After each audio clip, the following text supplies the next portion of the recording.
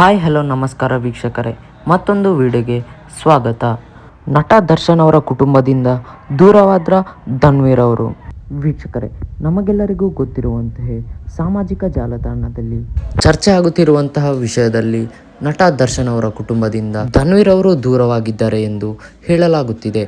ಆದರೆ ಅಷ್ಟಕ್ಕೂ ಸ್ವತಃ ಧನ್ವೀರ್ ಅವರೇ ಉತ್ತರ ಕೊಡಬೇಕಾಗಿದೆ.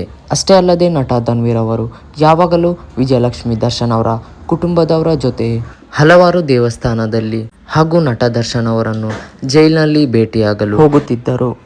ಆದರೆ ಕಳೆದ ಶುಕ್ರವಾರದಂದು ವಿಜಯಲಕ್ಷ್ಮಿ ದರ್ಶನ್ ಅವರು ಒಬ್ಬರೇ ಮೈಸೂರಿನಲ್ಲಿರುವಂತಹ ಚಾಮುಂಡೇಶ್ವರಿ ದೇವಸ್ಥಾನದಲ್ಲಿ ಕಾಣಿಸಿಕೊಂಡಿದ್ದಾರೆ.